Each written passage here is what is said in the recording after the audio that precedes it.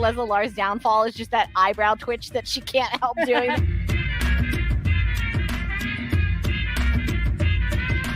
Could you imagine if Hope was like, let's add that to the PowerPoint?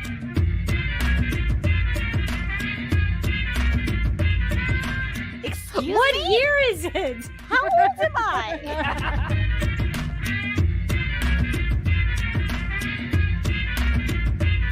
This is how the podcast breaks up. This is the last episode of Supergirl Radio.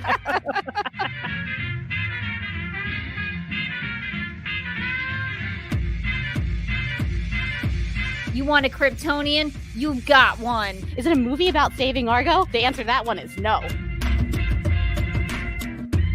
It's called Witch for a Summer! ! Where does she want to go? Ask her. Talk to her. Really commune with flat Supergirl. Did we set the bar too high or too low? I think we set the bar real medium. You're an intensely adequate podcast. Good, good.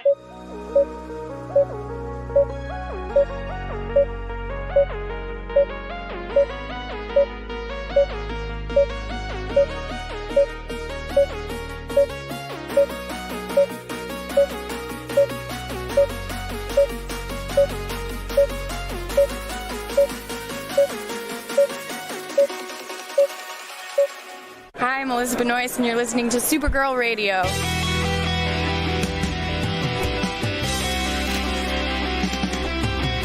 McGurk! I love Not typing. mess with my Google Docs, Meeksy. Supergirl Radio is going live every night of the week. How do you like it? Is becoming a human burrito a plus or a minus? I don't know. It does seem snug. I mean, they say you are what you eat. Kira.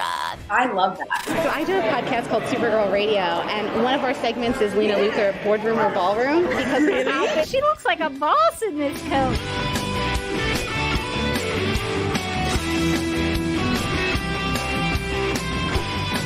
Is Nasty Luthor like a different Luthor? It's not just Lena being mean? No. Helen Slater here. So fun to know that you're hosting a podcast called Supergirl Radio.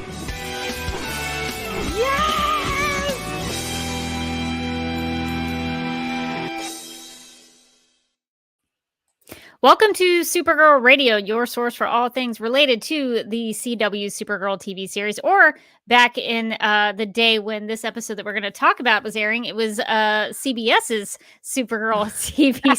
That's right. And the character of Kara Zor-el. My name is Rebecca Johnson. I'm Morgan Glennon. And for this episode of the podcast, we are live and wired on the Supergirl Radio Facebook page and the DCTV Podcast YouTube channel to go back in time. We're going to do a little time travel.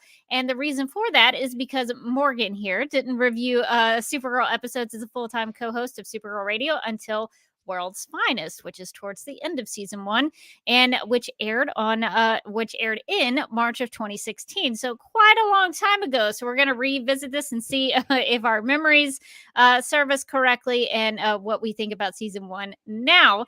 So we're going to just revisit the first season to get Morgan's thoughts and see if anything has changed, or maybe we're discovering new things as we go along. So we'll get into that. But before we actually get into talking about the episode, we need to get to the news. According to Screen Rant, which was written by our own Andy Baback of the Flash podcast, a Supergirl season 7 without Melissa Benoist. Just reading what's here. Was apparently pitched by the showrunners, but ultimately rejected by the CW. This past weekend, that was May 7th and 8th, multiple Supergirl cast members attended the UK convention, The Ultimates, which included panels with the actors who reflected upon their time on Supergirl. Jesse Rath, who portrayed Brainiac 5, shared some intriguing details about the show and a Supergirl season 7 that almost happened. An attending fan at Welsh Dragon U shared that Rath stated during the panel that Jessica Queller and Robert Rovner initially pitched the CW on Supergirl season 7 without Benoist. In the end, the network rejected the pitch, and Supergirl season 6 became the show's final year. So they were going to do Supergirl without Supergirl. So what are your thoughts on that, Morgan? It's just so crazy. But not unexpected, right? Like, it was practically already Supergirl without Supergirl in season 6. I saw some of those tweets come through, and the gay gals from Gay Gals Watch was were directing me to some of those tweets because I hadn't actually seen them. They were like, "Did you see this thing?" And I was like, you sent some of those tweets my way. Yeah, and then I sent. It was just a chain of all of us like alerting each other in anger about what was happening. But I also saw that in that convention, I believe they said that the original idea was to do a short season 6 and like a short season 7. And then they were all just so tired. They were just like, nah, let's just do it all in one. Let's just go in one. And they decided to do one whole continuous season, which also kind of makes sense because I remember that there was, right after the show wrapped, there was an interview or a podcast with one of the writers. And he talked about, oh yeah, well, we had to scrap the plan for season 6 like 3 times.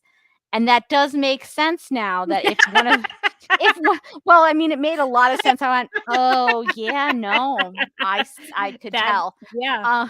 But it does make sense if one of those ideas was like, okay, we'll have a short season 6 and then we'll have like a short season 7, like in a year or so.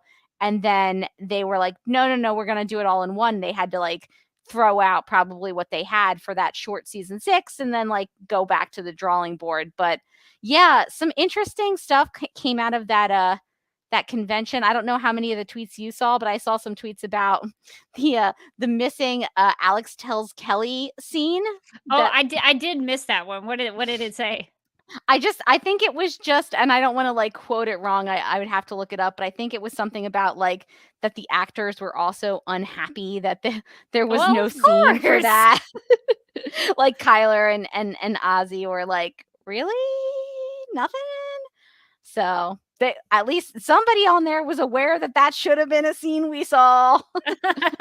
Yeah, it did seem like a lot of the things that were coming out were about how burnt out they were in terms of the cast members and having to work essentially for an entire year with no time off, which seems crazy. That doesn't seem like, aren't there like union rules or something, guild rules against something? And there have to be rules. I mean, especially because they do, and for Melissa in particular, like long days, sometimes like, 12 or more hour days. And so like that pace, I don't think you could keep up for an entire calendar year without pause. Yeah, it seems like a mistake.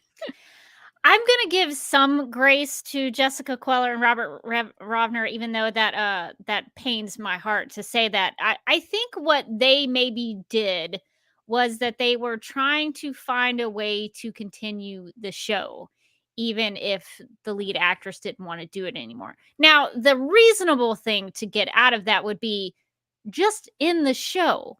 If you're not going to have the lead anymore, whose name is on the title, just in the show. That, I think this is a good example of, sometimes I don't like when executives get involved in storytelling or something like this, but this is a good example when there's good constructive feedback that happens that actually is a good, wise decision where the network executive said, no, we're not doing that.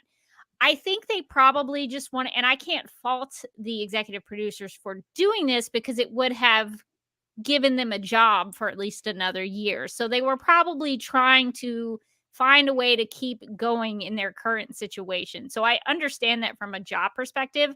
From a storytelling and show running perspective, it would have been the entirely wrong choice. I don't care what they would have done. I've heard rumors about what would have been the continuation of the show without Supergirl. I don't know how much of any of that is true, but so I'm not going to mention it because I can't verify anything. But what would the conception of Supergirl without Supergirl be? I remember, and this is taking it way back to the days of the WB, and then what would become, I guess, the CW, or yeah, I think it was the CW when Buffy went over to, I think maybe Buffy went over to UPN, but Sarah Michelle Gellar was like, okay, I'm kind of done with Buffy. And I do think that there was some idea of like, what if we continued it on without her? It's like the show is called Buffy. the Vampire Slayer. How do you? What are Would you? you just call it Vampire Slayers? I don't just take your name out of They just take the Buffy out, but they leave the Vampire Slayer. So just a singular one. They But, don't have to redo the logo that much. They just swipe out the name. But you can't have Supergirl without Supergirl. There's like a couple of shows where like the title character is in the title of the show, and it's like, what are you gonna do if they don't want to do it anymore? You just have to shut it down. I think the idea, no matter what they would have done, and this is a question people are asking in the chat, what would the show even be called for season 7?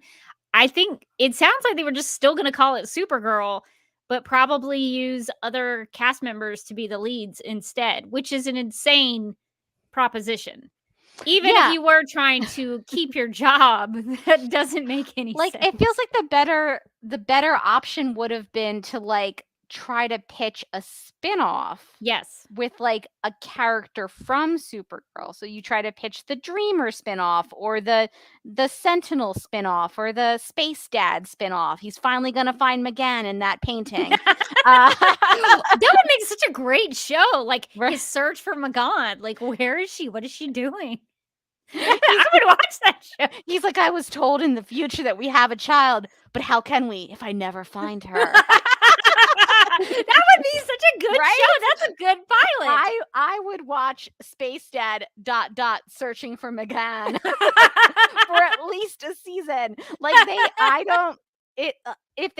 the route that they wanted to go. That there really were ways that they could have started to set up a spinoff or like pitch a spinoff to the network instead of like, it'll be called Supergirl, but imagine it, she's not in it at all.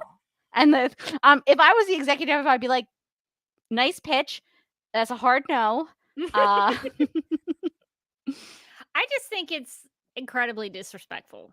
There's an element to this where I have some grace, where I understand they wanted to keep their jobs, but mostly it's very disrespectful. And it seems like that was just something that came out of season 6 altogether. Even season 5, I would say it seemed to me towards the end of the series, they did not care about Supergirl as a character. And this just, I hate to say, did not prove me wrong on that front. It seems to solidify and confirm my opinion that they did not care much for the character of Supergirl. So I feel like when I sent you that tweet about this, I just like followed it up with just like LOL. Like, of course, that's what they would have done. I think you can, I think to your point, you can give them some grace on season 6 because there was a lot that they were dealing with the COVID restrictions and with Melissa and her pregnancy and trying to film around that, and apparently creating a season and then recreating a season that was longer. And so there's a lot going into season 6. You don't have those same explanations for season 5. If you can explain season 5 to me, like I can give you season 6. Yeah, a lot happened in season 6. Fine. They're not all going to be winners. Explain the previous one, though. There was no worldwide pandemic then. No, they had all the time in the world, except and it was for still about ending. Technology. So those were all decisions you could have made differently. Yeah, you made those way in advance with plenty of time.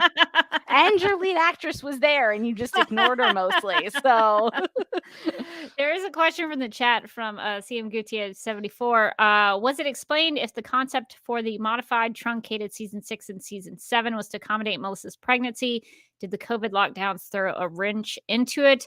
I can't remember exactly. So again, like Morgan, I don't want to misquote anybody. I did link the tweet thread to these tweets from the convention in the video description below the live stream, so you can go check that out and read them for yourself. You may be able to read them and then come back and report back, because it was a lot of information. I focused in on this one bit because it was so important and so monumentally mind-blowing that I thought maybe we could just focus on this one.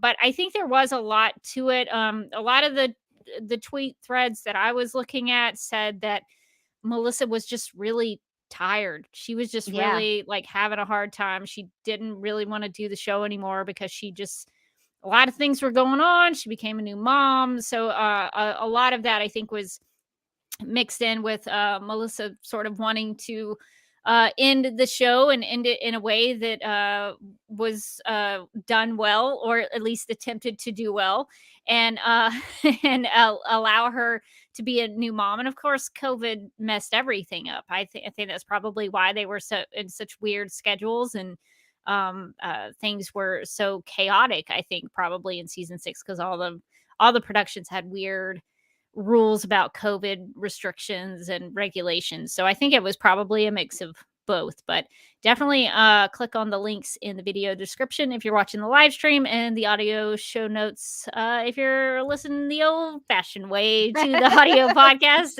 We'll link them there as Honestly, well, so you can read it for yourself.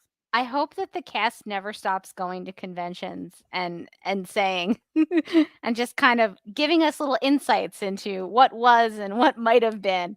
Yes, I love please it. spill the tea. Just keep going to those conventions. Okay, guys. Yeah, I saw so many things from the come out of that convention where I was like, I love conventions. Well, it's so funny. Just a little inside baseball. I went to the Huntsville Comics and Expo. I always get the name. The name of the convention is so long, and I always mix it up. But it's a Huntsville Expo comic convention thing. And Jessie Graff, who was a stunt woman in season 1 and season 2 of Supergirl, was there. And I asked her if it would be okay if I interviewed her, and she was hesitant because she said, and this is understandable, but she said, I don't know if they'll allow me to say anything. And now that we've seen what's come out of this Ultimates convention, it seems as if they don't really care. So some people are obviously allowed to say whatever they want. So, I know. So it sounds like they are able to speak now on some of these things and speak very bluntly and honestly. So I hope for more conventions, just so that we'll get more information about why things are the way that they are in season 6. That would be really good to know.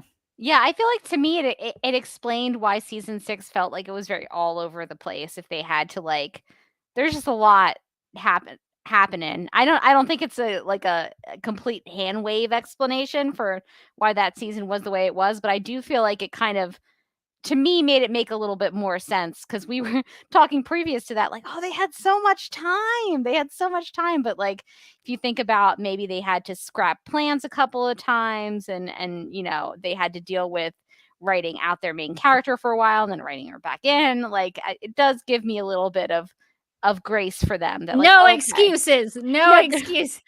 There's no excuse for pitching a Supergirl without just go with dignity, you guys. Oh my God. Well, there's a question from Aaron in the live chat. Could they have meant that they would recast Carr for the hypothetical season 7? Oh, that would be even worse. To recast Supergirl? Oh my gosh. That would be terrible. They would never have heard the end of it. It's one thing to do it on, say, Batwoman, where it was still pretty new and it hadn't really gone on for very long, and they could get away with introducing a new character and then recasting the old character because the original actress didn't want to be on it anymore. That's a different thing. But to recast Supergirl 6 seasons deep, and she was absolutely perfect. Not the main character. That would be really difficult. Like a side character, you can recast a side character, and people will be like, I get it. Yeah. The main character, I don't think you can get away with that, especially so beloved and like such great, perfect casting. Like who were they gonna? Who would that have been fair to? What actress would that have been fair to? To be like, this is your new Supergirl. It's like, I hate her. Even if she was great, I'd be like, she did a great job in that episode. No, Melissa though. Yeah, so that was interesting news that came out of this past weekend's convention, I believe, in the UK. So thank you to all the people who were asking the real important questions at that convention and getting some real honest answers that we could all at least know the truth about. So that was frustrating, but good to know, I guess. All right. So I guess since we're talking about the recent past, I guess we should go back even further into the past. So let's take a rewind back to season 1 and talk about Fight or Flight. All right. Now that we've time traveled, we've gone back in the past. We've gone back to the year of our Lord 2015. So here is the official description of Fight or Flight. Quote, Supergirl's powers are tested when Reactron, one of Superman's formidable enemies, that is really hard. Try to say that. Formidable enemies. Oh my God. How is it that I can say something that you can't say? This is a once in a lifetime opportunity for me. Say Carmina Burana. You know I can't. Formidable enemies. Arrives in National City and targets the young hero. Also, Kat plans to run an expose on Supergirl, unquote. I think early season Veronica really downplayed that Kat Grant portion of the episode. She like Supergirl, Veronica was just starting to hit her groove. She was learning what she could and couldn't do. She's like, oh, I haven't thrown in a scene that they'll never see yet. Just getting her feet wet, Veronica. All right. Well, Morgan, since this is really all about your thoughts, I think, personally, to get your thoughts on season 1. So are there any aspects of Fight or Flight that you would like to start talking about? That's a good question. I thought this one was interesting. It's more about Kara, learning how to superhero and learning how to stand on her own. And it feels like this early on in the show, like the first episode was really about her story, and the second episode was about like the idea that she could make mistakes and learn from them. And this episode is about like, hey, you guys heard of Superman? We don't need to talk about him. This was the We Don't Talk About Superman episode. To give a topical Encanto reference for all of our youths listeing. It's going to age really well. It's going to be great. I can't wait to listen to this podcast in a few years. But no, I feel like this is like the first, and this happens a couple times in season 1 where they're like, they can't really use Superman yet. But they don't want to give him up yet. So they're like, but everybody loves Superman. So here is just sort of a fuzzy bit of his cape. He saved her. And then I think this is like the first time that they had her and Clark like IMing in the middle of the day to chat. So yeah, it was kind of like, how can we imply the presence of Superman without the actuality of casting or having a Superman in this show? So I think a lot of this was about like kind of Kara coming out of Superman's shadow. And obviously she's a new superhero and she's kind of just learning the ropes, and Superman's been around a while, and she's still kind of fighting villains that like Superman has heard of or fought before. But I think that they gave her this like sort of nice moment where she beats Reactron and Clark is like, I couldn't do that. Good job. Yeah, that was a really nice scene, even though they don't actually speak to one another. It is a very emotional scene, as even for me, as I was rewatching it, just seeing the IM chats come in and you're reading, it's like, oh, that's really sweet. And now it sort of makes me laugh about IM, because IM. Were we using IM? I'm trying to think. Were we using IM in 2015? I feel like maybe I was, but maybe I was using it like earlier than that. Yeah, I'm wondering like what exact she was like talking to him on. In my mind, I guess it was like a G chat. Yeah, I mean, it was essentially just like some sort of, nowadays, I think it would be a Facebook Messenger. Yeah, like Facebook Messenger. Would they like, be Facebook friends? She's in his Twitter DMs. Would Clark and Kara be like associated on Facebook? Would that give away their secret identity? Well, no one knows either of them or their respective secret identities, so they could be like, Kara is a cousin of Clark. Well, I hope she Listed as doesn't say that family. he's a cousin, because in this episode, that's a big reveal that Supergirl gives away that she's Superman's cousin.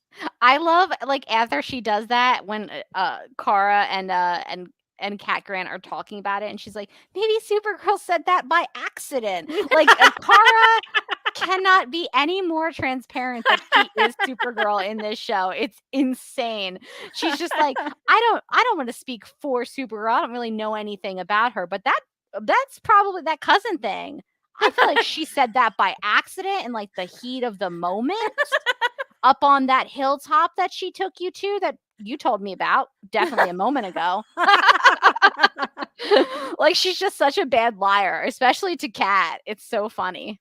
So that leads me to the question that I wanted to pose to you last time, but I think maybe it was too early in our rewind to ask you about it. But do you think in this episode that Kat maybe knows that Kara is Supergirl? Oh, that's such a good question. I feel like, I don't think so. I don't think she does yet. But I feel like if this episode isn't the beginning of her going, huh, I don't know what is. Like, Kara just walks in. She's like, this article you wrote about Supergirl is trash. That is not what Supergirl meant when she said that thing to you in your very private conversation. How do you even know Supergirl is a millennial? And she's like, Cat Grant's like, you're a millennial. She's like, I don't know how those two things go together, but maybe Supergirl's really old, Cat. Well, actually, didn't we look it up one time on like if you go to the Kara Danvers Arrowverse Wikipedia page, it says she was like born in like 1966, but because she got stuck in the Phantom Zone, she's so much younger. So she really technically isn't a millennial. She's like, what if Supergirl is a boomer in just like kind of a young body, Cat? What if you guys are contemporaries? What if Supergirl's really into the Beatles? You don't know anything about her. I thought that scene was so funny, where she's like reading portions and going, isn't that a little harsh? I'm not Supergirl, of course I'm not. I look like her, but I'm not her. Definitely. But if I was her and I was speaking to you hypothetically, what she said didn't mean. It's like so she's so obvious that she's Supergirl. She's like, Supergirl didn't mean that. And then it's like, how do you know what Supergirl meant in this private conversation? Nothing. So here is my rebuttal to that, because I think this is the episode when Kat figures it out. Because the first thing that Kat says, so the episode opens up with the Supergirl Cat Grant interview, and Kat gets out of the car and she looks up at Supergirl and she sort of chuckles to herself and she says, "It's you." And that makes me think that she recognized her as Kara. That she was like, oh, 2 and 2 together. Got it. So I think she's just kind of playing along for the rest of the time. But I don't know, that the way that Callista plays it in that scene causes me to suspect that she probably, because we know, well, I guess maybe, well, I don't guess we should pretend like we haven't seen these episodes before. I was going to say maybe we shouldn't spoil it for, I guess it would be 6 episodes from now, when Cat Grant is going to reveal that she does know that Kara is Supergirl, and then Supergirl, of course, irritatingly tricks her out of that knowledge, or so we think. I don't know. There's a lot of confusion about when Kat knew things and when she didn't. But I think it was this episode 3, that allowed her to get that information. So I don't know. Go back and rewatch that scene. I like it. And see what. So that's just my suspicion. That's nobody can talk me out of it, because I'm very, very convinced that is the moment.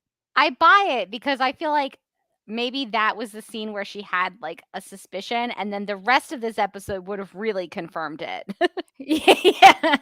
I think she's just messing with Kara, honestly. I think she's just trying to get her to confess.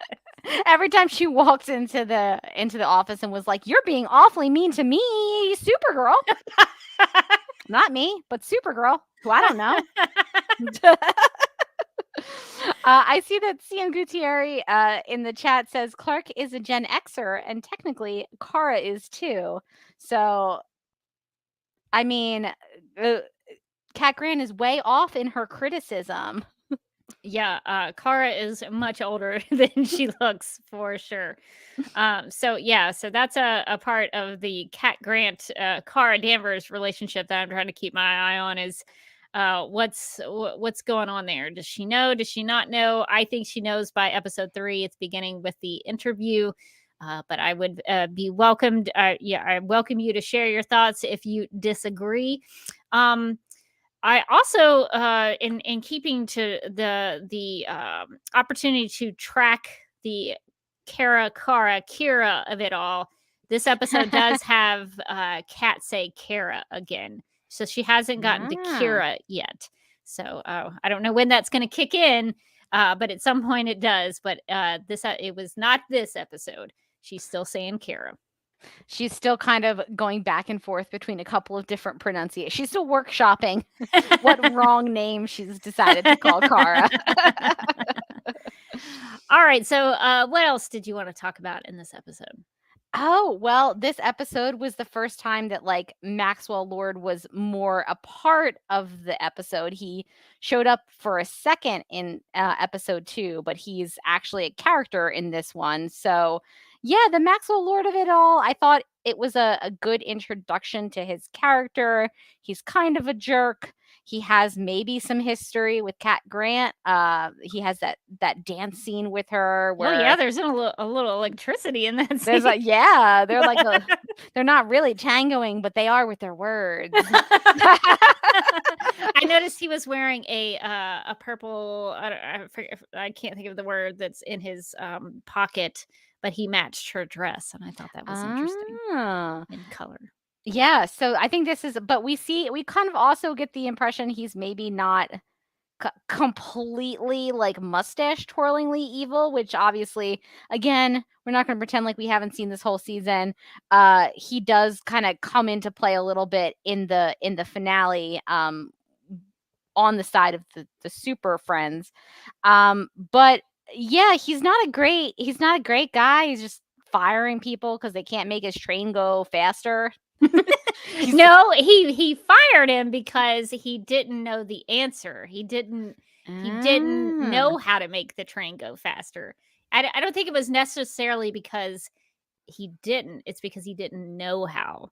Max had to tell him how. He also wanted that train to be blue. I gotta have those blue streaks. He's like, in my dream, the train was blue. So could we get this thing painted? They're like, Mr. Lord, it's like, it's happening. This train is like launching next week. And he's like, faster and blue, please.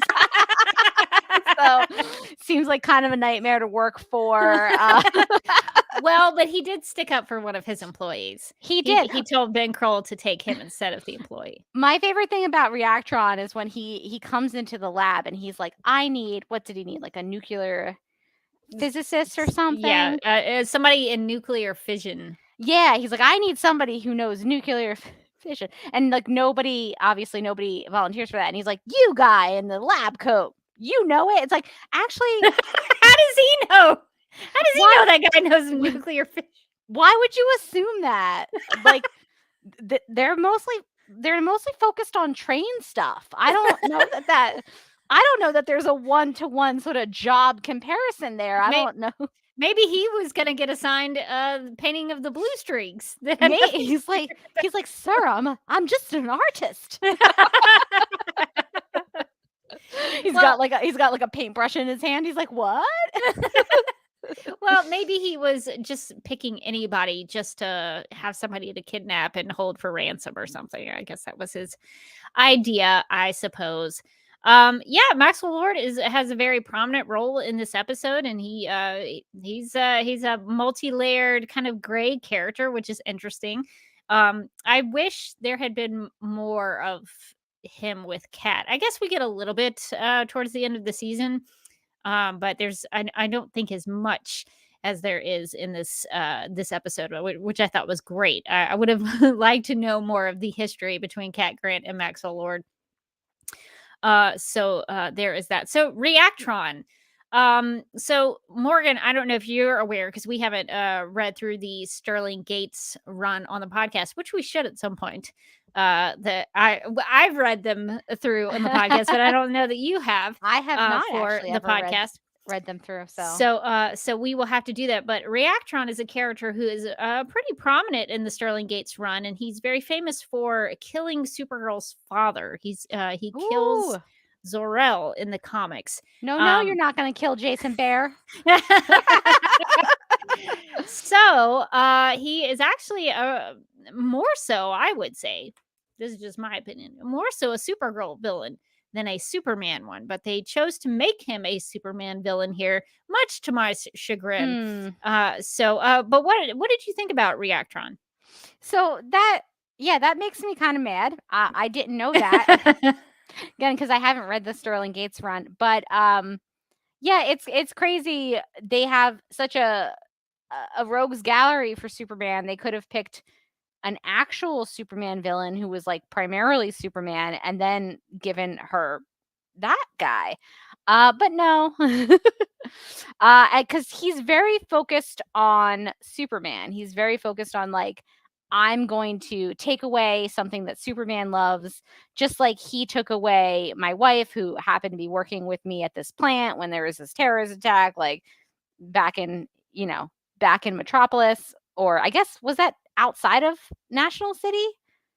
Superman's area must have been quite large before Supergirl. I think this is Baker Line. I think that's where that happened. Are you talking about when Ben and his wife got mixed up in that nuclear? Yeah. Because that's where he got his like Reactron powers. Yeah, that's Baker Line, which they don't explain in the episode, but in DC Comics, Baker Line is one of the 6 boroughs of Metropolis. It's a middle-class housing community and home of the Olsen family, which I wish, I'd been maybe brought up and a little, dug into a little bit. Could you imagine, like, I don't know, going back and meeting more of the Olsens, and maybe we got that like one little flashback one time, but yeah, maybe they had a paper route. Oh my gosh, if they had flashbacks to young James Olsen with a paper route. God, what a missed opportunity. Or maybe that like they flash back and it's James and he's like, oh, I just gotta feed my pet turtle. There we go. That's all I need. Those are some really easy things that you could add to an episode. He isn't just a little turtle boy. One and done. Listen, we could do this all day. But no, I thought like the idea was good as they were playing with this idea of her living in Superman's shadow, that a Superman villain, I'm using air quotes because apparently he wasn't, would come after Kara after finding out that she's Superman's cousin, which is a dangerous part of blurting out that you're Superman's cousin. But I also was like, he's like, I'm going to hurt Superman the way that he hurt me. And I was like, I mean, do you know that they're close? What if it's like that cousin like you never talk to? And he's like, oh, look I got your cousin. He's like, ooh, is that on my mom's side or my dad's side? Shoot. Like, that would have been my, like, as Cara, I would have been like, we don't talk that much. I don't know what your plan is. It's not that great. I might see them once at the reunion, but that's about it. I mean, we G-chat every now and then, but like, he uses too many emojis. It's kind of embarrassing. Grown man. No. But yeah, no, I mean, I thought as a story about getting out from Superman's shadow, I think the idea of Reactron, if not the comic book accuracy, was good. The idea that she would like fight some villain that Superman had fought previously and eventually win, which I thought was a really cool thing. Even though I had like multiple questions about the lead hand thing. Yes. Because they said that it had to be encased in lead is the thing. And she just kind of pulled it out and then was just kind of holding it in her lead hand. Is that encased? Her hand was encased. Her hand was, but the thing wasn't. I think that's a fair point. I mean, maybe holding it was encasing it. Sure. I mean, you could maybe make that argument, I guess. Yeah, I was like, is that encased in lead? I don't know that I would have rolled the dice that way, but it worked out for her for sure. Let's see. I'm going to look up the definition just so that we're aware in case. When she starts like melting down that bust, I was like, and she's gonna like bring it with her to like shove the Reactron thing into, or nope, just hands, just lead hands. So the definition of encase, just so that we're on the same page, is to enclose in or as if in a case. I mean, if she had done it to both hands and then she just maybe this, that would right? maybe be encased. That's kind of encased. She's just kind of holding it. She's having a conversation with Jimmy. While she's got the thing, she's just got the thing like this, like a baseball. The hand is kind of a case. Like it's okay. It's covering it. I mean, I think it's pretty weak. I think it's weak, but you can make an argument that that's encasing it. I feel like every episode there's going to be one useless detail that I'm going to get really fixated on, and in this one it was that one. I was like, "Is that encased?" I don't know. I really like the use of that though, because it shows that Supergirl's really smart. She figured out she got that information from the DEO about what to do with it, and then she figured out a way to encase it and make it happen. And she also it showed how powerful and invulnerable that she is, that she used her heat vision, melted that thing down, and just no fear stuck her hand right in that fire. And then she was like, that's fine, I'm gonna have a lead hand, that's cool. She had no fear. I wish we had gotten to see, because at the end of the episode at the DEO, she doesn't have the lead hand anymore. I would have wanted to see how she got that off. That's what I wish we had gotten to see, but we were not privileged. I feel like they left like a kind of a comedic opportunity on the floor where she goes back to the DEO and she's like trying to open a bag of chips or something with her lead hand, just smashes all the chips inside. What do I do about this? No, my pot stickers. I mean, Daryl suggests freeze breath. Maybe she uses her super breath on there and makes it cold and then smashes it. I think that's possible. She does mention in her interview with Kat that she's still working on the freezy breath. So I don't know if she would have been able to use it at that point. But yeah, I thought the way that she handled Reactron was good. And I think it tied nicely into her Kara's relationship with James. So what did you think about the continuation of developing that romance? I love when she's talking to Alex and Alex says something about you and Jimmy, and she's like, he prefers James. It's like it was probably my favorite line of the whole episode. He prefers James. He's a grown man. He's a grown man. You can't just call him Jimmy, Alex. Well, Lucy at the end, spoiler alert, Lucy Lane shows up and she calls him Jimmy. I know. So are only special people allowed to call him Jimmy? Metropolis like, people, maybe? Yes. I feel like James is like sometimes when people go to college and they decide to give themselves like a new name or like a new nickname and they like just trying really desperately for it to work and they're like, no, everybody back home calls me Maverick. No one does. No one does. Your name is Bob. And I feel like this is his version of it. He's like, I'm going to move to a new city, new me, not Jimmy anymore, James. I'm a grown man. Everyone's going to take me seriously now. and then his ex-girlfriend comes back and is like, hey, Jimmy. And he's like, hey.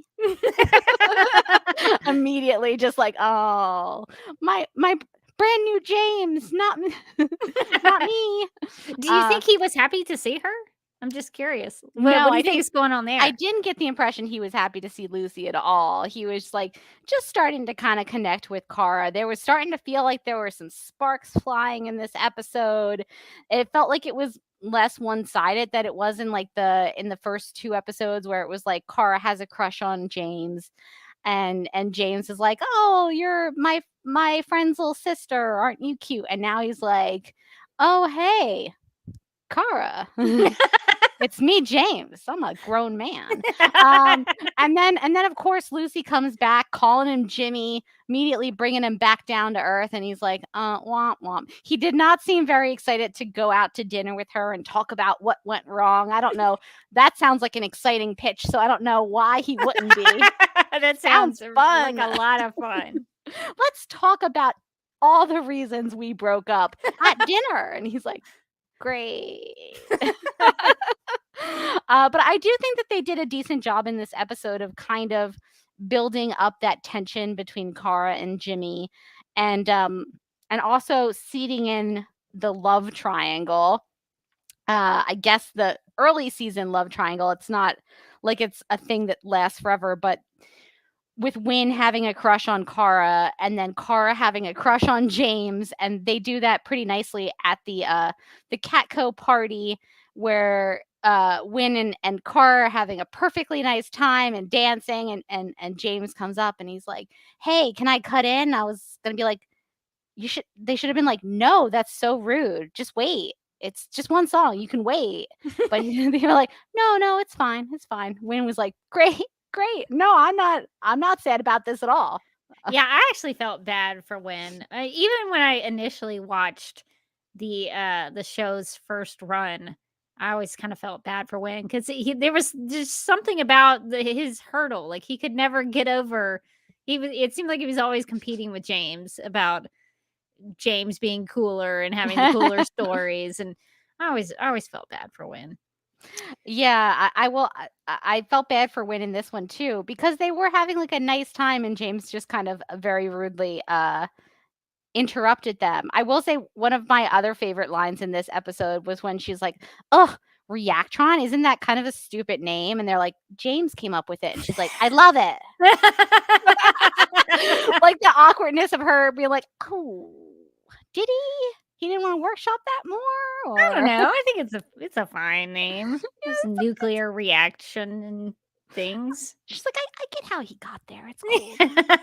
I thought that was really funny because they're like kind of playing up this big crush that she has on him, and then as soon as she finds out James is the one who came up with the name, she's just like, "Oh, that's awkward." She initially thought it was pretty stupid, so she had to switch gears pretty backtrack quickly. on that real fast. But in terms of the Kara James relationship and dynamic in this episode in Fight or Flight, I thought they did a nice job there towards the end with James having to get over his fear that Kara was going to get hurt and be able to let her, entrust in her to save the day. So I thought that was that was actually a pretty good storyline for James, I thought. It gave him somewhere to go as a character. It gave him a little bit of an arc, and it sort of tied back into his history with Superman. So I there were numerous times in watching this episode that I was like, wow, they actually tried with James here. They actually tried to write him a story, and wow, there's a lot of Supergirl in this episode. There's so much Supergirl. Imagine a show about Supergirl where So- Supergirl was the main character. So I'm just continually surprised. Even when it starts off from where the episode ended, I was like, wow, that it's like they go together, these episodes. That's It's like amazing. it's just continuing the story. Yeah, I agree. I think it was a good storyline for James because I think in some ways, just like it kind of parallels their stories because just like Kara is trying to get out from Superman's shadow, so is James, the grown man Olsen. He's so connected to Superman and to his like friendship with Superman that he's having kind of a similar issue, that he's trying to learn how not to rely on Superman all the time to save the day and not immediately hit that signal watch because he's afraid that Supergirl might be in trouble. And I think him at the end of the episode doing that really heroic thing where he's like, I'm friends with Superman, like you should come after me. And she tells him, oh my God, you could have been killed, like he could have killed you. And he's like, no, you had this. And like that's the level of trust he now had in Supergirl. Yeah, I think that really makes a difference for Kara, especially as Supergirl. So I think they did a really nice job, actually, with James. That's very rare on this show that they did such a good job writing for him. But I thought Makad did a great job in his performance of James. So I think the James stuff in this episode is actually quite good. So there is a nice continuing through line of their relationship starting to build. And you mentioned the parallel between Kara and James trying to get out from both sort of trying to get out from under Superman's shadow. But they also are starting a new parallel towards the end of the episode when they introduce Lucy Lane. And Lucy says something about how Lois is her big sister. And Kara says, yeah, I've got one of those too. So I thought that was really cute. So the writing, I find in these early episodes and this first season of the show was really doing a good job in terms of writing for the characters and just overall just really making an effort, which I don't know why that's so surprising to me, but it does feel so foreign to me now that writers on a TV show would for Supergirl would be actually making an effort in tying things together and writing character beats and writing character moments and giving them somewhere to grow and go as a character. So I'm quite enjoying the rewatch for that aspect. Just alone, the writing has been something that I've been kind of reflecting on as I go through these episodes. It's just how much everything made sense.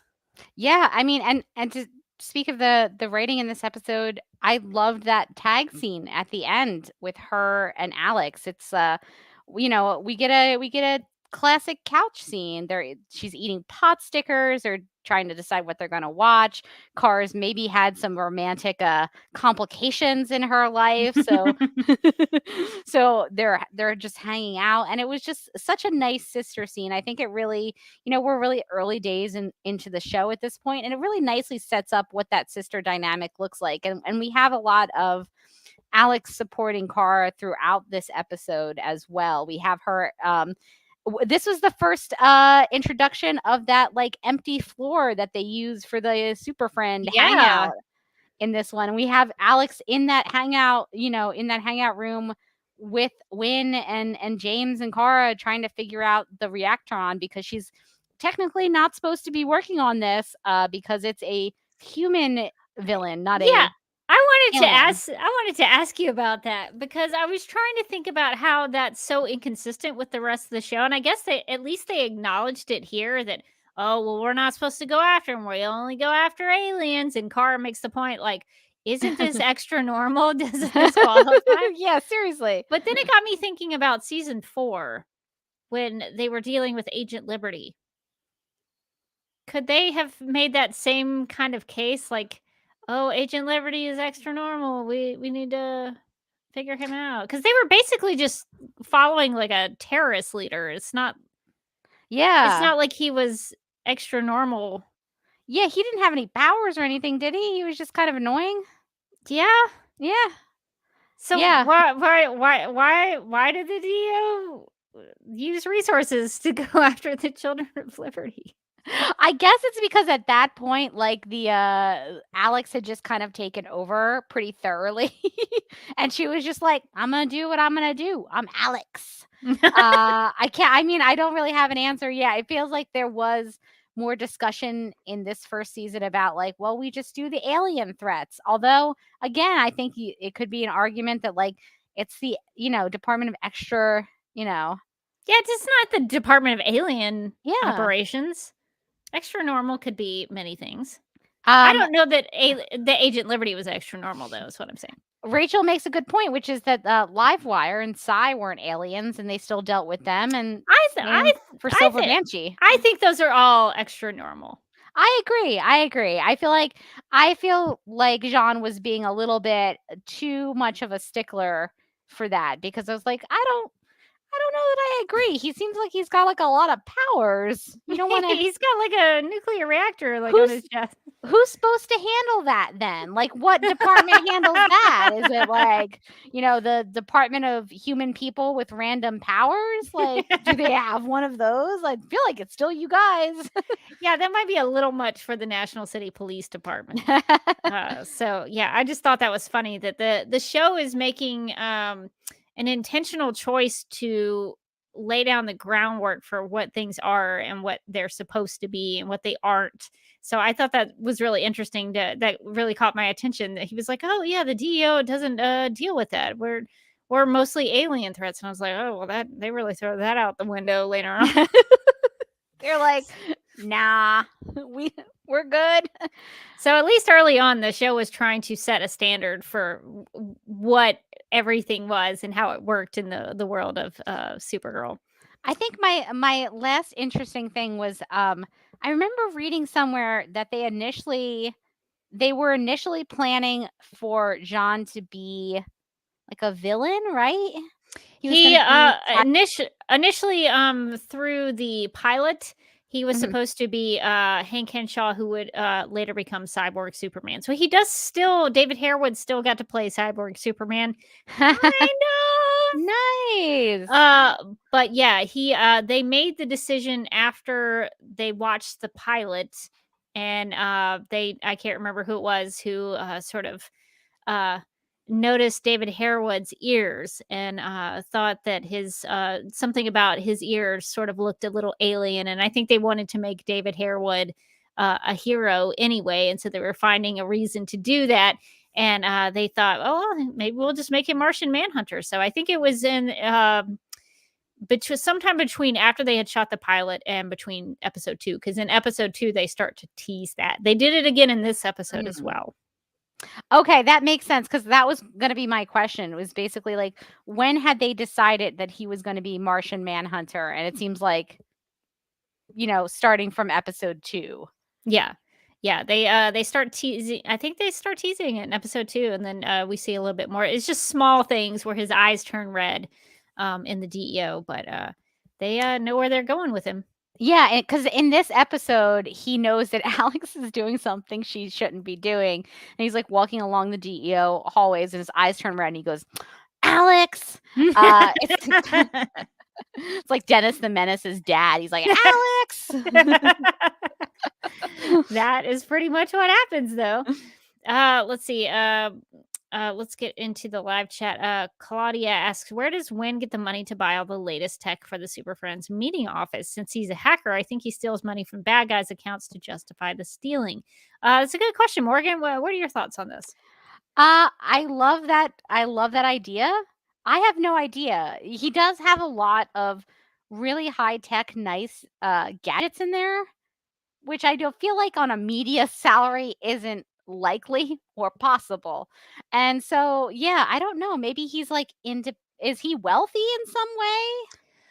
I sort of assume that since he is the IT guy, maybe he can just reallocate other technology that's being used at Catco, and he might be I don't know how in charge he is of IT at Catco, but maybe he could say, hey, tech department people, I need 3 monitors and this machine and go put it in this office. Maybe he's just like faking up setting an office for somebody. Maybe, or he's like, oh, hey, these 3 monitors are broken, so I'm just gonna go take them and fix them. Don't worry about it. Don't worry about it. And then he just kind of takes the old. Maybe he takes the old, like the Island of Misfit Toys. He just goes in to all the old technology, and because he's good at that stuff, maybe he just refurbishes them and then brings them down to the abandoned floor to Super Friends it up.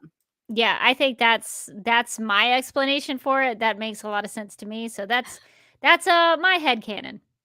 And I see Aaron left a comment that says, I can't remember when this happens, but the DEO changed their definition of what they go after, and it even changed the Supergirl intro monologue. Oh, we need to pay attention to that. Yeah. I did not notice that, or at least I did not remember that, but it seems plausible given like later seasons that like their strict definition in season 1 was definitely not applying. Yeah, because from my memory, just trying to think about the Supergirl monologue, she always says something about, and I helped my sister at the DEO or something like that. But I can't remember what else she says. So I'm gonna have to go back and look at the actual wording of that. I work with my sister at the DEO, something of that Next nature. time we're gonna have to pay like so close attention. I should have that memorized, but it does You would change, think, right? It does change over time. So at some point they add the word refugee in there. I'm a refugee on this planet. No, you're not. You're technically not at all. Yeah, so we'll have to maybe pay attention to that as we go along through this season. I think it stays pretty consistent throughout season 1. I can't remember when it does change, but we'll have to pay attention to the opening monologue. Well, Morgan, are there any other thoughts before we end our discussion on Fight or Flight? Did you have anything else you wanted to bring up? No, I think we covered this one pretty well. I liked this episode. I thought this was a really fun one. I like that they got to go to a party and Kara got to dress up in a apparently bulletproof dress. I don't believe for 1 second that thing is bulletproof. It looks like it's made of silk, the flimsiest fabric. But like I also liked the servers in the really cheesy Supergirl outfits that you can see wandering around. This is why I think the cat knows. She's toying with Kara. She's like, I'm gonna invite you to this party that's all about this Supergirl magazine cover, and all the waitresses are gonna be Supergirl just to try. I think she's trying to get her to confess to Kat that she is Supergirl. She's trying to break her spirit whatever way possible. I think that's what she's doing, and it's pretty smart. That Cat Grant, so wily. so wily. But yeah, so this is a fun episode to see them get dressed up and go to a party. Kat says it's at she suggested it be at a museum, but I don't know if that's actually. Well, yeah, I guess it was a museum. They had busts on pedestals, so I guess it was a museum of some kind, maybe a museum of art. So that's pretty cool. Yeah, I like this episode. I think this is a really good one. Has some heartfelt moments, some really good Supergirl action, a lot of flight in this one. Yeah. You could really see that CBS budget with the flight and in some of those moments, because it is quite good. Still holds up even today, 7 years later. So yeah, this is a pretty good episode. Haven't seen a bad one yet, so we'll see. In strong so far. I'm sure I'll lose it in about 6 episodes. But so far, all of them have been winners in my book. I think, though, that is going to end our discussion on season 1, episode 3, Fight or Flight. So I'm seeing in the comments that Rachel has seasons 1 through 3. The intro is protect my city from alien life and anyone else that means to cause it harm. Okay. And season 4, it's protect this planet. I call my home from anyone that means to cause it harm. Okay, and so it doesn't even have to be aliens there. Thank you, TV Tropes recap page. So yeah, so it broadens substantially in season 4. So that's how in season 4, just anyone. So Just that anyone, yeah. so that could make way for Agent Liberty. I wonder if they rewrote that just so that they could be like, it's fine. Didn't you listen to the opening narration? This is why it's okay for them to go after Agent Liberty. It says it right there at the beginning. She says right in the opening narration that it's anyone. It could be anyone. It's anyone. So we have some listener feedback. So Daryl wrote in to share some thoughts on both Stronger Together and Fight or Flight. In response to Stronger Together, Daryl writes, Kara used heat vision right through her glasses to heat Kat's latte. The glasses should be melted. It's no surprise the entire DEO knows her identity. Jean was the first one to start saying her human name while she was in uniform. That seems like a real mistake on Jean's part, but I guess he just didn't care. I'm a little confused about the kryptonite emitters. Alex punches Kara and then they turned on. I'm not sure if Alex shouldn't have been hurt. Kara says only the DEO knows kryptonite can hurt her, but Superman's knows too, and he never told her. Bad move, Clark. And then season 1 Superman is the worst. He tells Kara nothing. He just leaves her behind. Who knows? If Kara hadn't put on the suit, he might not have ever found his way back into her life. So Good some points. harsh words for Superman there. Well, he did sort of just pick her up and then ditch her. He did kind of abandon her when she was a Just- tween, but just like he did in the comics. So I don't think we let him off the hook for this. that's true. He's like, goodbye, little girl. You're fine. You're with Helen Slater and Dean Cain. You'll be all right. Except for Dean Cain disappears at some point and never comes back. Don't look for him though. And about Fight or Flight, Daryl writes, why doesn't Kara tell Alex that James already knew? It makes no sense, and I get tired of Alex giving Kara crap about how bad she is at keeping her secret. Also, it's just frustrating how Kara just word vomits every week. It's like they're portraying her as someone who is constantly on the verge of spilling every part of her life into the open, and I just see her as someone who has a better handle on things. I don't know. I like that she has to sort of struggle with it a little bit because she's new at it and she's trying to navigate what it means to be a superhero and how to handle the pressures and the criticism. I don't know. I kind of like that. I like it too. Yeah, this is all very new to her. She hasn't been doing this for very long. This is like the 3rd episode. So it makes sense that she's not very good at hiding her secret yet. And she's kind of obvious, which is why Cat Grant figures it out. Yeah, I in my opinion, in episode 3. So Daryl goes on to say, I've always been a little confused by Kara in this episode. In the last episode, she says there's no shame in asking for help, but this week she's acting with the opposite mindset. In terms of not calling Superman, I guess. I think so, yeah. Okay. I think she's like more trying to differentiate herself from Superman than she is like unwilling to ask for help, because she does work with Wynn and James and Alex. Yeah. To take down Reactron. It was, her friends were involved in that. She just wanted to do it without, Superman swooping in. Yeah. So Daryl says, I'm glad Jean is no longer Henshaw because I was getting tired of his attitude after just these first few episodes. It's funny to hear Henshaw say he can't risk exposing the DEO, and then the next season they move right into the heart of National City. That's true. They're in that Blade building, which is basically a skyscraper in National City. DEO. Could we get the letters bigger? Daryl says, I really fault Reactron's plan in that he could have gone after Lois if he really wanted to hurt Superman. I'm glad that somebody else thought about this as well and was like, how close is he? He just kind of dumped her off on some random strangers and then took off. And then nice job on the Homeland reference, since Melissa and David were both on the show. Yeah, I'm gonna have to check about that. I knew David Harewood was on a Homeland, but I guess I've never seen Melissa Benoist on Homeland. I was just about to say, wait, Melissa Benoist was on Homeland?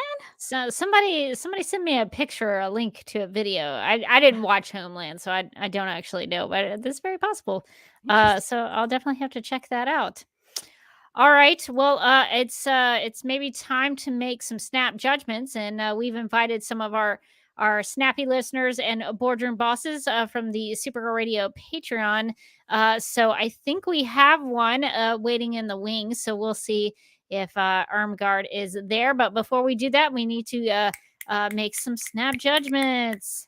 In the game of snap judgments, each person is presented with 2 options, but must only choose one. First instincts are recommended and explanations are unnecessary. All right, let's see if we have one of our patrons on at the ready. So Armgard, are you there? Can you hear us? Yeah, I'm here. Long time no snap judgment. I know. Long time. Well, Morgan, I guess you want to get into some of these and live chat if you want to. If you have any snap judgments for us, drop them in the live chat and we will make them as we go. So I guess let's get to the first one. I submitted a few. Nice. Our first set of snap judgments are from a listener called Rebecca. Rebecca asks, what's worse, a super interviewing villain or being caught in a love triangle? That's a tough one. Irmgard, what's worse for you, a super interviewing villain or being caught in a love triangle? Seeing as I've never been in a love triangle, I would say super interviewing the villain. Yeah, well, better for you. I don't think being in a love triangle is a good thing that you want to be in. I'm gonna say I think I would like a super interviewing villain. What would those powers be like? What would the super suit be like? Would it come with a microphone, like a little Kermit the Frog reporter microphone? Would that be the weapon? I think that's actually pretty great. So I can't say that's worse. So I think I would say being caught in a love triangle. That's a tough one, but I think I'm gonna go with the super interviewing villain because who knows what they could get out of me if they're just that good at interviewing. But and like the love triangle, like yeah, it's annoying, but also isn't it kind of great for your ego? 2 people want to be with you. Wouldn't it kind of turn you? It would kind of turn me into a monster a little bit. I think I'd be like, excuse me. So too good for my ego. So I'm gonna go with the super interviewing villain who could just take me down to size. I think a little bit. I think that should be a Supergirl Radio Patreon exclusive. Is we super interview villain each other. Try to ask gotcha questions. We'll test that out, I think, sometime in the future. Amazing. Okay, what does Maxwell Lord love more? Blue streaks on trains or Dr. Pepper? He does request a Dr. Pepper from Reactron. So Irmgard, what do you say there? Blue streaks on his train, I think, because he loves that train. So and he likes blue apparently. Just funny thing is, Alex always tells Kara, well, you always got to go with blue. So that's I'll true. go with the blue. Yeah, he does love that train. He's going to be working on that train for a while in this first season.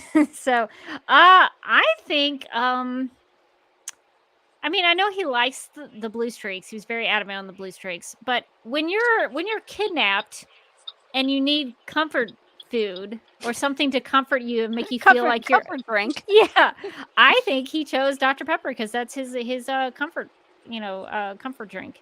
So I'm going to say Dr. Pepper. I'm also going to go with Dr. Pepper because I feel like, for all we know, he runs on Dr. Pepper. Maybe all of his best inventions were made in a Dr. Pepper haze. Just hopped up on sugar and caffeine. I wonder if they got any product placement for that because they never showed it. They never showed it. They just mentioned it. Okay. Last snap judgment from Rebecca. Our loyal listener. Which article would you rather read? I'll buckle in. These are long titles, or at least one of them is. Ladies in Power. 50 women who won't back down. Shattering the glass ceiling. Now there are multiple dots in the middle of that title. That's just one. So ladies in power. 50 ladies in power is the first one.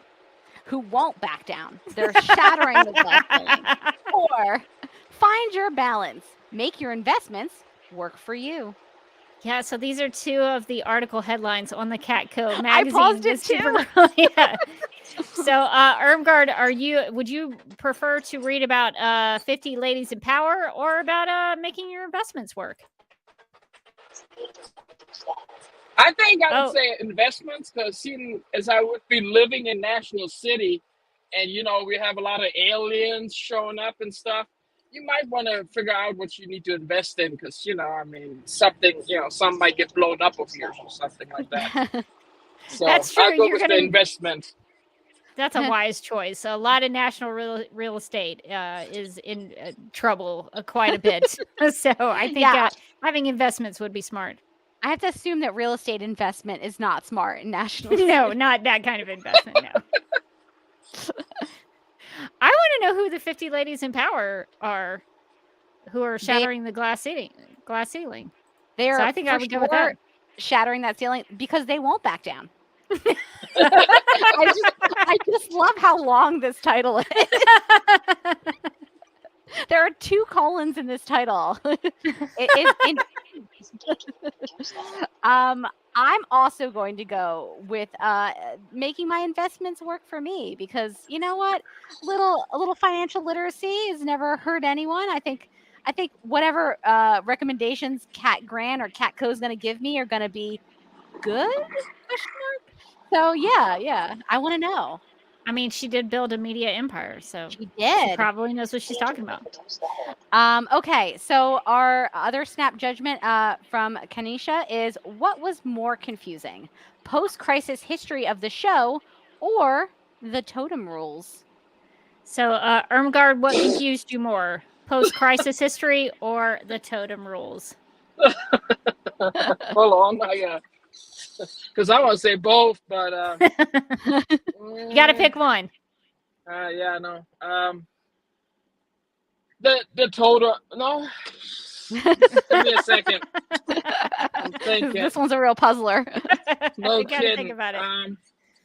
I mean, post-crisis, they just, after that, they just did whatever the heck, forget about, all kinds of stuff. But then the totems was really. It was like from one episode to the other. You didn't know what the heck you got with those. So I'm going to go with the post-crisis because it affected pretty much all the shows. Flash, Legends, Supergirl. I go with post-crisis. That's a good point. That's a good distinction about how the totem rules changed from episode to episode, and then sometimes scene by scene, dialogue by dialogue. So I almost was going to say post-crisis history, but when Irmgard mentioned that, I was like, that's definitely for me worse, because it was very frustrating to be able to follow. At least with like the post-crisis history, you knew kind of at the get-go, like everything was terrible now and nobody knows anything. And then you could just kind of settle in and just embrace that everything is different and for no unknown reason now. But I think I'm going to go with totem rules. I'm going to go for the totem rules as well, because I feel like we were following that season really closely, and yet I still had no clue what the rules were. Yeah, they changed episode by episode, scene by scene, moment by moment, in scene sometimes. Just whatever anyone was feeling at that moment, that was the totem rule. And I never watched a show so closely that I could not tell you like what was happening on it. I was like, is this me? Is it just me? So yeah, the totem rules made me feel like I was losing my mind. Yeah, I think that is definitely the difference maker for me, is just feeling completely confused. No judgments on your snap judgments. That was it. All right, Irmgard, we're going to let you go, but thanks for coming on and making some snap judgments with us, and for supporting Supergirl Radio through the Patreon. You're welcome. Y'all have a good night. All right. Take care. You too. All right. So lots of fun. We'll try to have some patrons on here making some snap judgments with us as we go through Supergirl Radio Rewind. because in season 1, we did not have snap judgments. Oh, that's right. We did not have snap judgments until Snapper Car came along in season 2. So we're really bringing it all back. So we're giving you a different experience of season 1. Yes, actually, very much so. So that's a new element that we're bringing to these old episodes. All right. Well, I think that's going to do it for this episode of a Supergirl Radio Rewind. So I think we now need to get to some Supergirl Radio and some DCTV podcast plugs. If you would like to contact Supergirl Radio, you can post a comment on our website at supergirlradio.com. You can email us at supergirlradio@gmail.com. If you'd like to leave us a voicemail, you can call us at 678-718-7252. You can like us on Facebook and follow us on Twitter and Instagram, all at Supergirl Radio. You can listen to us on Apple Podcasts, Stitcher, iHeartRadio, Google Podcasts, Radio Public, Podchaser, and Spotify, where we also have a Spotify playlist that includes music featured on and inspired by the CW's Supergirl TV series. We are listed on DC's fan page, which you can find at dccomics.com/DC-fans. If you like what we do, we encourage you to give us a rating and write us a review on Apple Podcasts. If you enjoy our Supergirl Radio live streams, make sure to subscribe to the DCTV Podcast YouTube channel and hit that notification bell to get notified when we go live and wired. DCTV Podcast also has a TeePublic store, so if you're in need of new DCTV related t-shirts, tank tops, sweatshirts, onesies, mugs, notebooks, pillows, or stickers, go to supergirlradio.com and click on the TeePublic store link at the top of the page. Supergirl Radio is part of the DCTV Podcast Network, so if you also like The Flash, Legends of Tomorrow, Black Lightning, Titans, Doom Patrol, Batwoman, Stargirl, Superman and Lois, and the upcoming Green Lantern, Justice League Dark, and Strange Adventure shows, and DCTV After Dark, you can subscribe to the DCTV Podcast Mega Feed on Apple Podcasts. Follow at DCTV Podcast on Twitter, and like DCTV Podcasts on Facebook, or else. This has been a message from Hope, inhabiting the Flash vessel, also known as New Rachel. And since Superman appears in Fight or Flight, we have some Superman-related designs in the DCTV Podcast TeePublic store. Yeah, so we have the aerodynamics of a superhero, which shows Superman and some of his abilities there. And we also have Hope in Kryptonese, if you would like to check that out. So definitely go check out the DCTV Podcast TeePublic store if you're looking for new merch. And we have some Supergirl Radio designs in there if you're interested in that as well. So not just all Superman, we have Supergirl Radio stuff in there as well. And we would also like to thank our Legion of Super Sponsors, which Irmgard is a part of, and that's why she was able to make snap judgments with us on the live stream. But we'd like to thank our Legion of Super Sponsors for supporting the Supergirl Radio Patreon. These people are Michael, Sam, Anne Marie, Yvonne, Quinn, Nicola, Leslie, Abby, Irmgard, Miriam, Nicole, Lizeth, Faith, Brian, and Ethan. We have 4 monthly levels, so if you'd like to check that out and see if you would like to become a Legion of Super Sponsor, yes, a Legion of Super Sponsor. That's right. Why does that sound weird now that I'm saying it? You can go to patreon.com/Supergirl Radio and check that out and just verify me on that. Legion of Super Sponsor. Yes, that is correct. So, sometimes when you say something or you read something and then you say it and you're like, why does that sound weird? As I say it too much and then it means nothing to you. It loses all meaning. I think that's what just happened to me live on air. Is it just lost all meaning for me as I was saying it. Well, if you want to keep in touch with me, you can check me out on a social media platform known as Vero, where I am at Derby Kid over there. You can check out some of the things I'm reading or watching.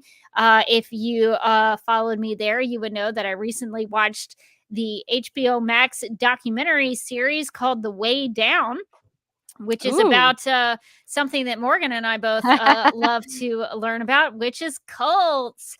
So it's another cult documentary that I watched, and I definitely hope that Morgan is going to watch it so that we can talk about it. I'm so excited. But it is a wild ride. Only 5 episodes though, but you would know that I was watching it if you follow me on Vero at Derby Kid over there. I'm also on Instagram at the Derby Kid. Like to take some nature photography every now and then, so you can check that out there. And I'm also on YouTube, where I have a personal YouTube channel where I do live streams analyzing the Batman v Superman Dawn of Justice reviews from the top critics of Rotten Tomatoes. You can find that over youtube.com/duckmilkprod if you're interested in that. Trying to do them at Sundays at 9 p.m. Eastern. So if you're interested in learning about or discussing film criticism or art criticism, we have a lot of those conversations over there. And I say we because I have people join me every week and we chat about those things from the live chat. So it's a very interactive experience, just like with Supergirl Radio. So if you're interested in that, subscribe to my YouTube channel. Nice. And you can find me on Twitter and Instagram. I'm at Mojotastic. You can also find me as a co-host on the Legends of Tomorrow podcast, where we were inspired by the Supergirl Radio call-in show that we had, where we were originally supposed to be celebrating her birthday, and then it turned into a live grief session. So we are doing something similar for the Legends of Tomorrow, because we just found out that our show got canceled. And so we are still processing. We are still going through those stages of grief. So if you'd like to come and, feel betrayed or angry with us, or start bargaining with the CW or any other network, check out our Twitter at legends_podcast, and you'll see all the details to join our call-in show. And we're going to have people come in and talk with us for a couple of minutes. So it should be fun. That's going to be this Thursday, which is a date that is May 12th at 9 p.m. Eastern time. So definitely, if you're a fan of Legend, if you're still upset about the cancellation, if you just want to talk to us, stop by the live show. It's going to be a lot of fun.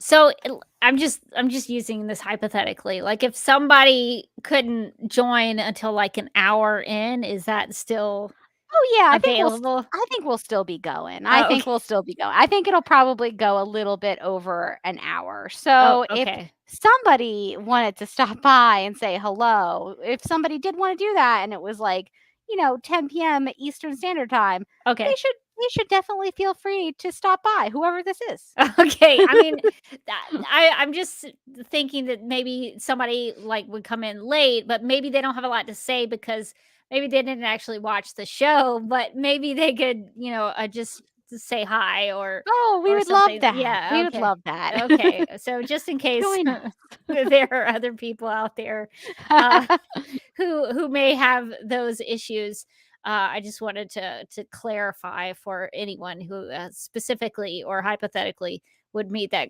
criteria of that specific situation. So very cool. I'm at least glad that the Supergirl Radio call-in show on Supergirl's birthday actually, there's a positive that maybe came out of that. It was an inspiration for another podcast. I mean, and you did have that cupcake, so. I did. I mean, that was a positive for me. The world cupcake. You're like, maybe I'll get some cupcakes for Thursday and just there you go. Use it as an excuse to. It's a throwback. not that I'm throwback Thursday. not that I'm going to be a caller on the live stream, but for other people who might join the call-in show, they may want to get cupcakes. They might want to get a cupcake for the call-in show too. We highly recommend them. I really hope she get through it, I think. Speaking from personal experience. All right. Well, that's going to do it for this episode of Supergirl Radio. But until next time, I'm still Rebecca Johnson. And I'm still Morgan Glennon. And even though Kat Grant found him distracting, we hope that Dave is having a great day. I almost wanted to have you say, and the Daily Planet can suck it. But then I thought that might be inappropriate. Because Kat a little aggressive. Kat Grant does say that in the episode. And I thought that might be a really funny way to end the episode. But I don't know. That seems mildly inappropriate. but maybe the Daily Planet can suck it. Definitely, the Daily Planet can definitely suck it.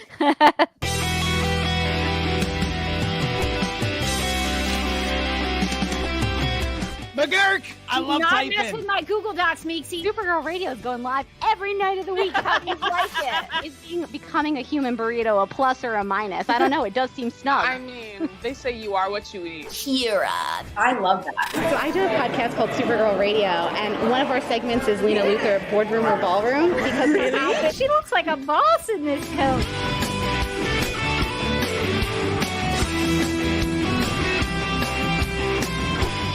Is Nasty Luthor like a different Luthor? It's not just Lena being mean? No. Helen Slater here. So fun to know that you're hosting a podcast called Supergirl Radio. Yeah!